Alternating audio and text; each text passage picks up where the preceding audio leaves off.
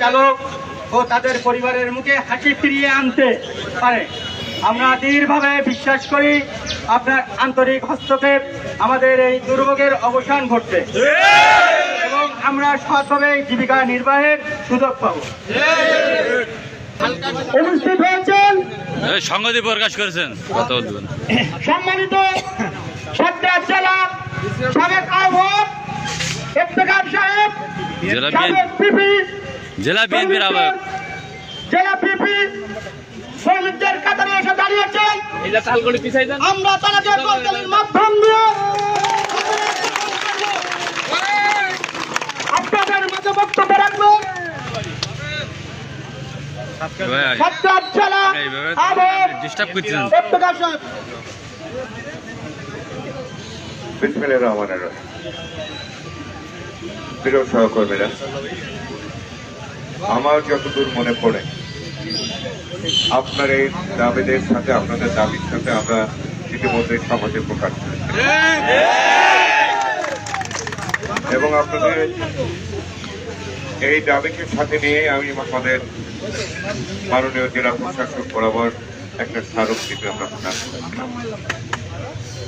আমাদের খুব ছোট্ট দাবি, শ্রমিকদের যারা ইজি বাইক চালায় তারা কাউকে ক্ষতি করে না।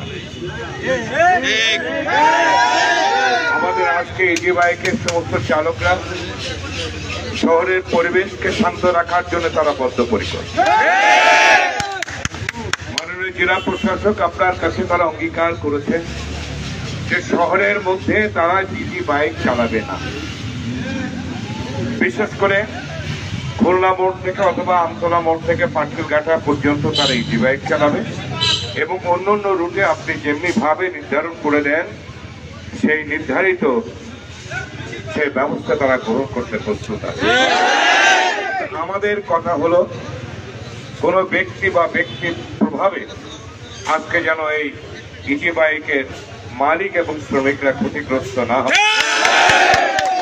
তাদের সংসারে অন্যের মধ্যে দিয়ে চলে, তাদের শ্রমের মধ্যে দিয়ে চলে, তাদের পরিবারের সদস্যরা যেন অন্য বিমুখ হয়ে যেন মৃত্যু মুখে পতিত না হয়, তারা বেকার না হয়ে যায়, এই আবেদনটুকু আমি আজকের এখানে দাঁড়িয়ে আমি মাননীয় জেলা প্রশাসকের কাছে করে গেলাম।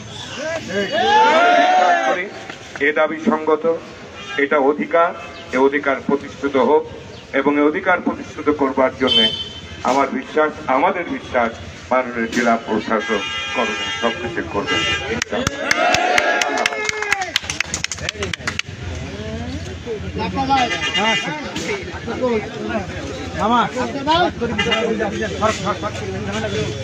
সম্মানিত সদস্যবৃন্দ, ধন্যবাদ সংক্ষিপ্ত বক্তব্য রাখার জন্য। এই পর্যায়ে বক্তব্য রাখবেন